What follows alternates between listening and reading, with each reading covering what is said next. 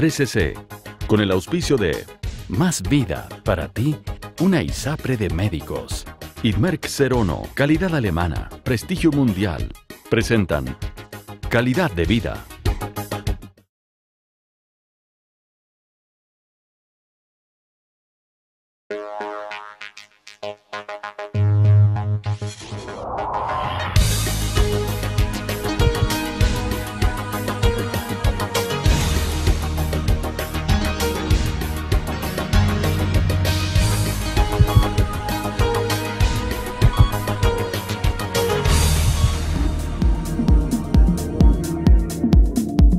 La cardiopatía congénita es una alteración del corazón desde antes del nacimiento. La mayor parte se produce por un mal desarrollo del embrión durante el embarazo y generalmente se detecta prematuramente. Las cardiopatías congénitas que vemos más comúnmente en adultos, que es nuestro tema, son la aorta bicúspide y los shunt intracardíacos. Entiéndase por esto la comunicación interauricular, la comunicación interventricular y algunas otras cardiopatías congénitas que no tienen expresión clara macroscópica. Aunque la mortalidad infantil es baja en Chile, las cardiopatías congénitas continúan siendo una amenaza para los niños. Las cardiopatías congénitas son la malformación congénita más frecuente y son además responsables de un importante número de muertes durante el primer año de vida.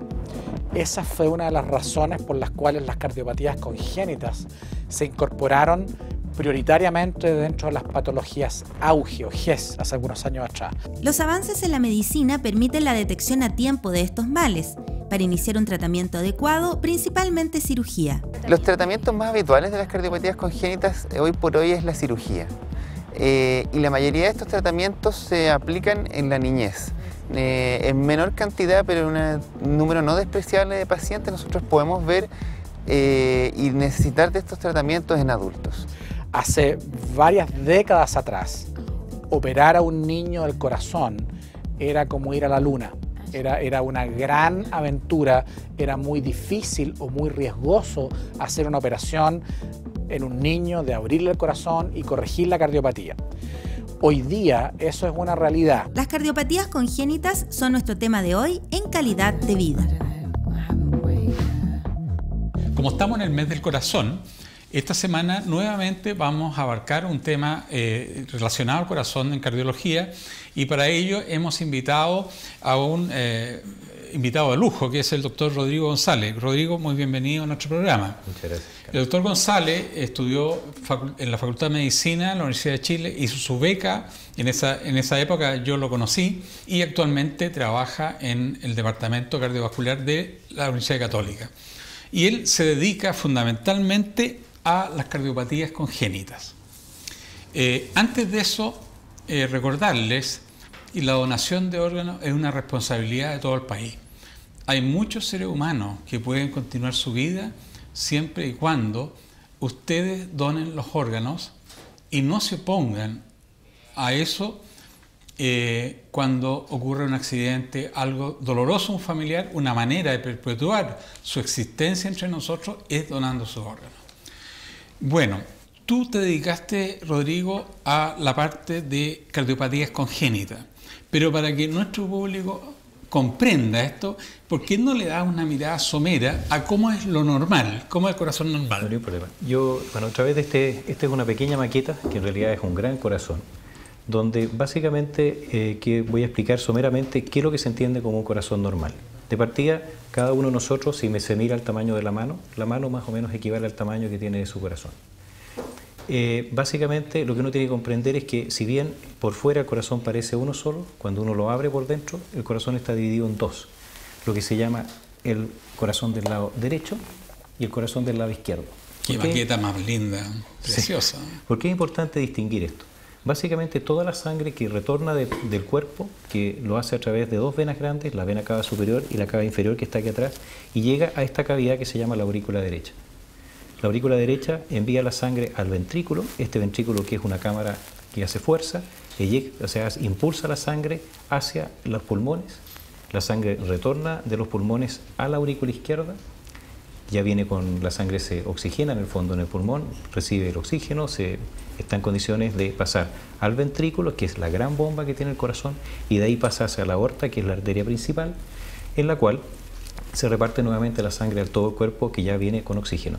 Nuevamente el ciclo se repite cuando la sangre de todo el cuerpo retorna nuevamente por las dos venas al lado derecho del corazón. Y esto se repite permanentemente.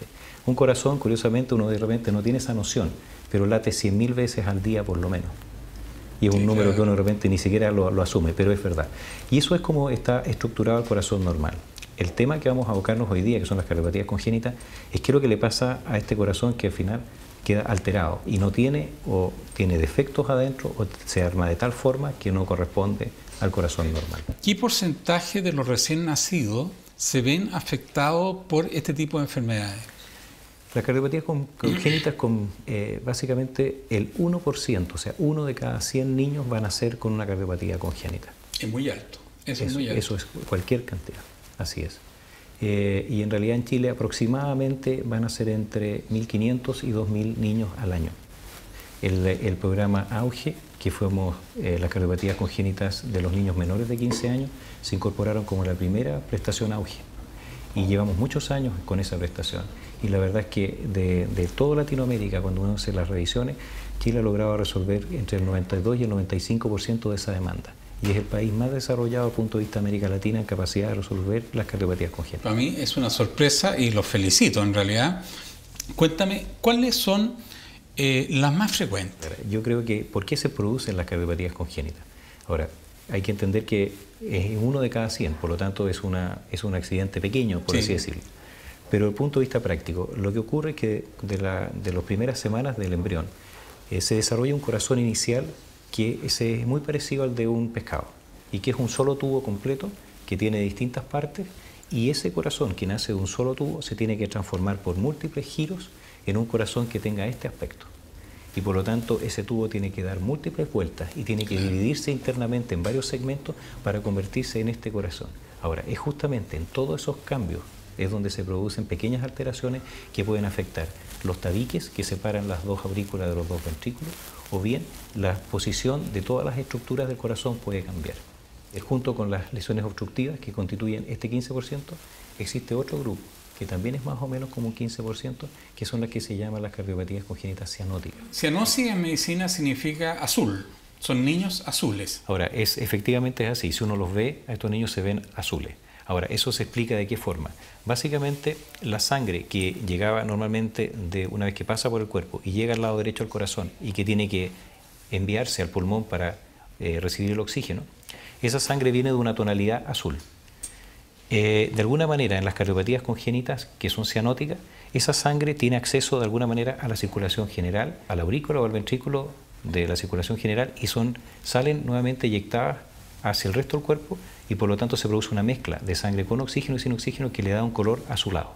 Básicamente tienen un gran defecto en el tabique interventricular. Acá hay un hoyo grande en el corazón y la pasada hacia la pulmonar está estrecha.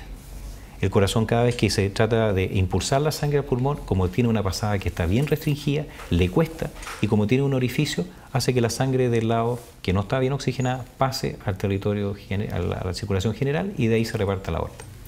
De esa manera, finalmente los niños quedan azules. Dado que estas alteraciones se producen durante el periodo de desarrollo del embrión y del feto in útero, aquí es importante un concepto que quisiera transmitir, que es que en la actualidad muchas de estas cardiopatías, especialmente las más complejas, se pueden hacer los diagnósticos antes del nacimiento de los niños. Eso es bien increíble, ¿eh? ¿Cómo se da cuenta el obstetra? Porque en ese minuto no hay pediatra. El obstetra que el niño está con problemas. Ahora, en general, normalmente lo que se está haciendo ahora en forma rutinaria de la evaluación obstétrica es que en la ecografía que se le hace al feto, se le hace una serie de cortes especiales para ver las estructuras del corazón. Y por ejemplo, malformaciones graves, por ejemplo, como que en vez de tener dos ventrículos, el corazón venga con un solo ventrículo, en general a las 20 semanas se puede hacer un diagnóstico ya. Entonces se puede precisar si el niño tiene una alteración grosera de la estructura cardíaca ya en la mitad del embarazo. Si hay un niño que viene con una cardiopatía grave, que va a requerir de un manejo especial al momento del nacimiento, creo que es súper importante que la madre sea la que se transporte, porque es la mejor incubadora que tiene ese niño. Por lo tanto, el ideal es que no nazca ese niño en un lugar que no tenga la atención médica correspondiente, sino que sea trasladado a algunos de los centros cercanos a los hospitales que hacen esta cirugía, que lo puedan hacer con una digamos, controlado, que se le puedan hacer los exámenes, que se confirmen los diagnósticos, que se inicien las drogas y puedan llegar al centro que se operan en forma adecuada. Y estos niños, sin duda alguna, que llegan en mejores condiciones que aquellos en que el diagnóstico no se hace y los niños nacen y se colocan azules después del nacimiento. Hay que reconocer que las cardiopatías congénitas no son, si bien yo dije que hay un grupo importante, hay un espectro muy grande de enfermedades. Nos toca desde los recién nacidos que nacen con malformaciones graves y que en la práctica uno sabe que muchos de ellos deben operarse en el periodo recién nacido, hasta aquellos niños que nacen con un defecto en la zona del tabique interventricular o interauricular, como he mencionado, que los niños con defecto del tabique interventricular a veces puede que los primeros meses de vida requieran operarse si son muy importantes, o aquellos niños que vienen con defecto a nivel de las aurículas, que en general entre los 2 y los 4 años uno los puede estar operando. O sea, no todas las cardiopatías tienen la misma gravedad, ni tienen que operarse exactamente en un momento determinado. Todas ellas tienen un timing distinto. Bien. Espérenos un segundito y ahora vamos a ir a un receso y volvemos con el doctor González en un minuto más a continuar este tema de las enfermedades cardíacas congénitas.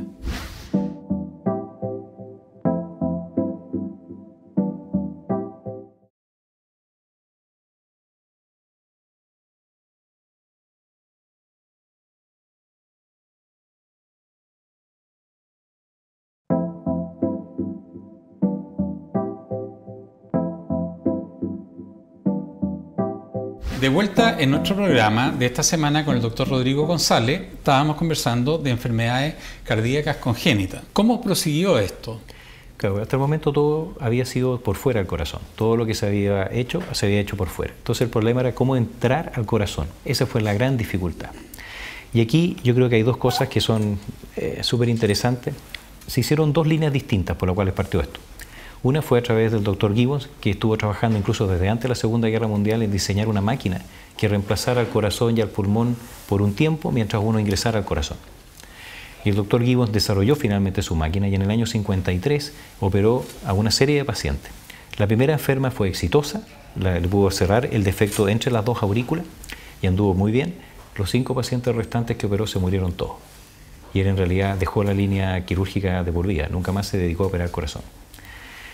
Y yo diría que en la historia posterior, quien tiene un mérito increíble fueron dos personas. Uno fue Walton Lillehei, que fue un cirujano pionero en realidad, y lo que él hizo fue increíble. Utilizaba al padre o a la madre como bomba de corazón-pulmón. Él estaba en Minneapolis, ¿no? Estaba en Minneapolis, exacto, en Minnesota.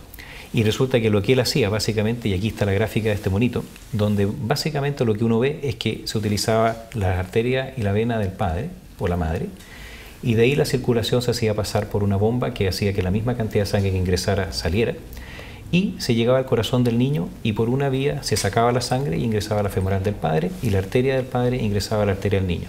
Esto le permitió a este hombre, con circulación cruzada, operar los 50 primeros pacientes y hacer las cosas más increíbles.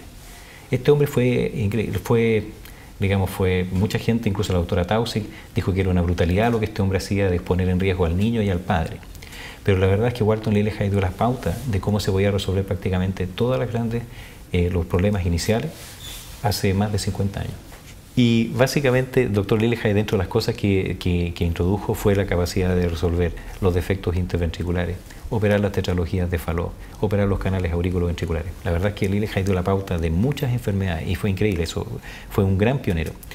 Y lo más increíble es que a pocas millas de distancia de donde él estaba, a 80 millas al sur, en la Clínica Mayo, el doctor John Kirkland tomó la máquina de Gibbons, la perfeccionaron y empezaron a operar su primera serie de pacientes con esta máquina.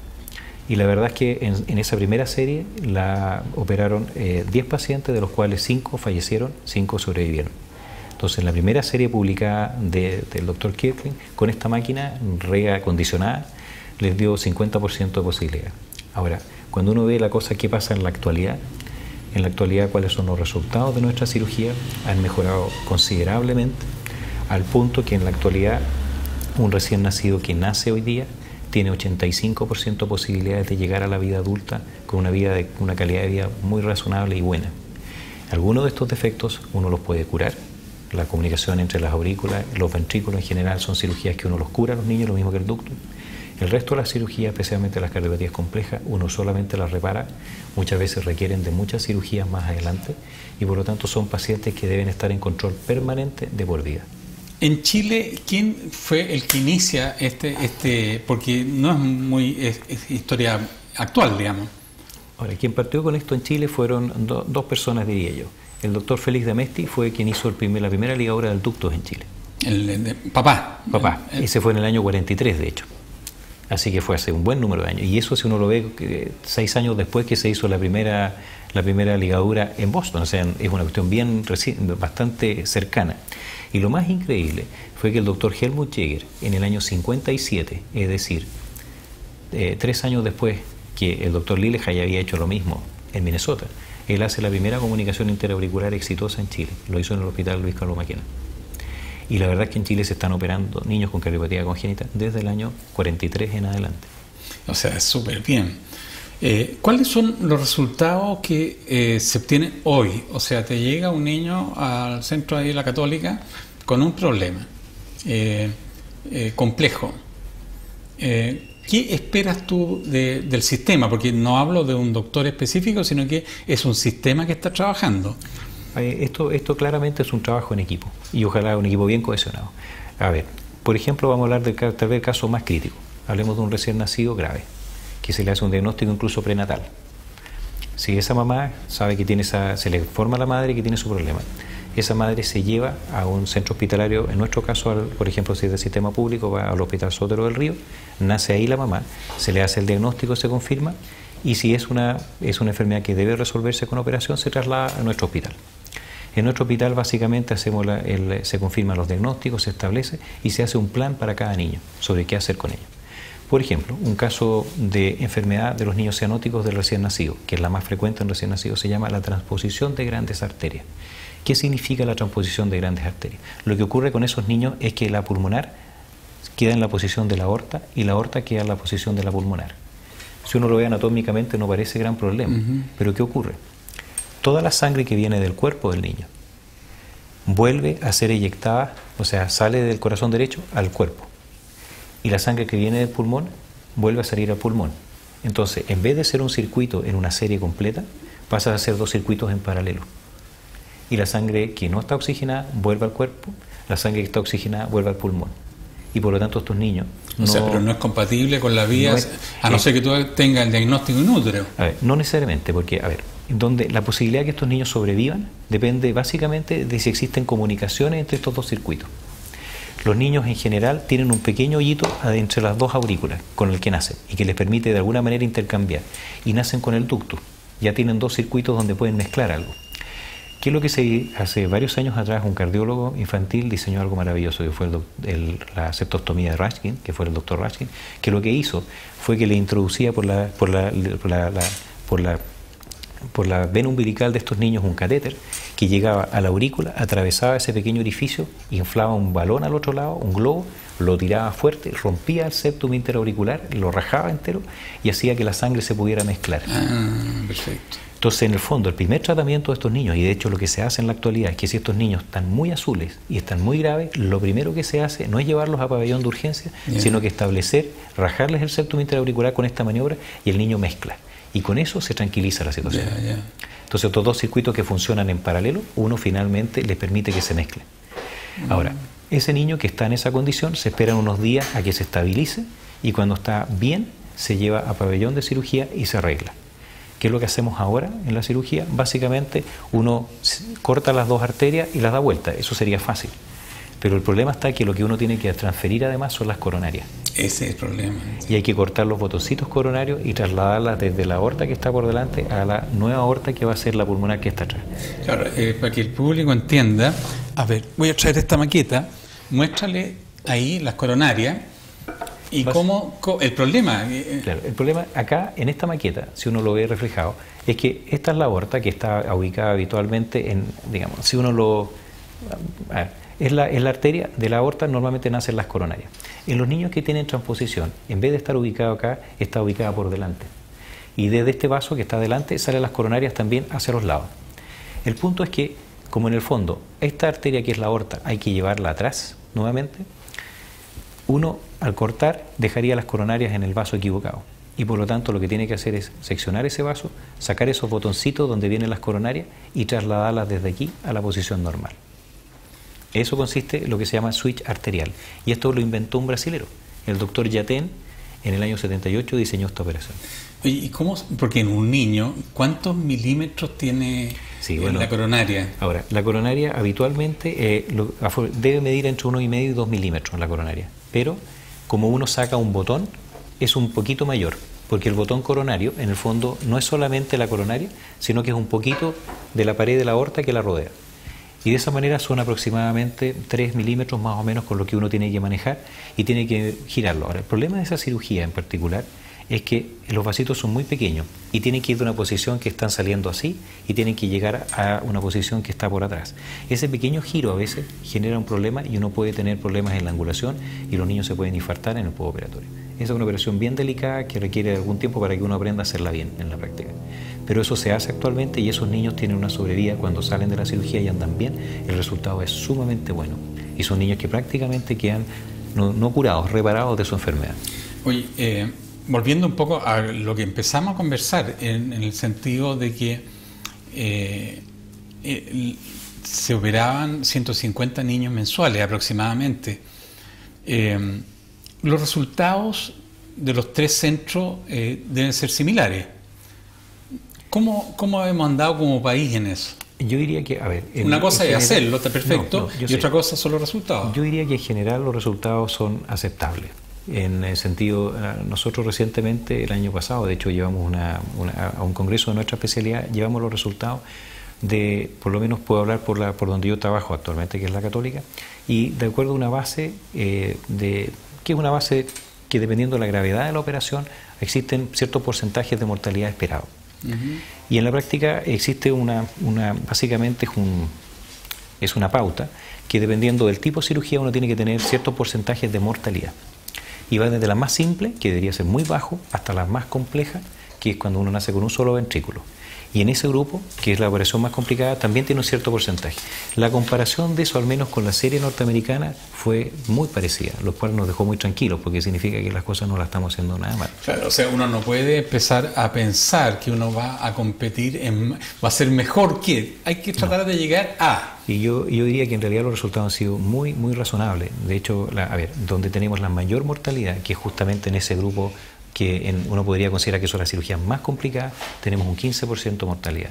Y ese es el porcentaje razonable, de acuerdo a esta misma estadística internacional, estamos más o menos en ese punto. En ese rubro, súper bueno. Si bien, Carlos, una cosa, lo más importante es que en el grupo que son, la gran mayoría de las enfermedades no son las más graves, la gran mayoría de las enfermedades son las que comenté antes, la comunicación entre las aurículas, entre los ventrículos.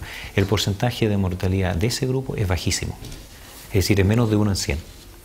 Como tú ves, Rodrigo, se nos ha pasado el tiempo volando, pero sí saber que estamos haciendo las cosas bien, porque en el pasado muchas veces cuando un niño tenía problemas, uno pensaba en la alternativa de llevarlo a Estados Unidos, a algún centro importante, y saber que hoy día se está haciendo toda la patología congénita acá, cardiovascular, es una tranquilidad enorme. Para los papás, pienso que es una gran tranquilidad. No, yo diría que en este minuto yo estaría absolutamente tranquilo que un hijo mío lo tuviera que operar, lo operaría en Chile sin ningún problema.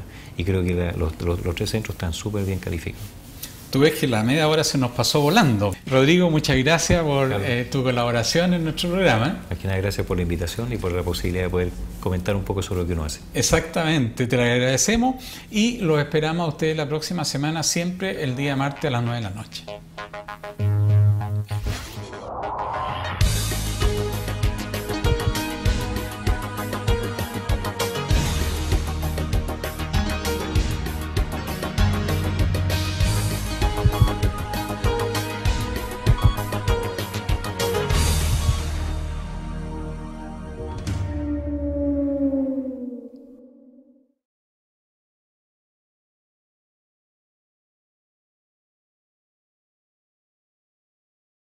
.3cc, con el auspicio de Más Vida, para ti, una ISAPRE de médicos. Idmerk 01, calidad alemana, prestigio mundial. Presentaron Calidad de Vida.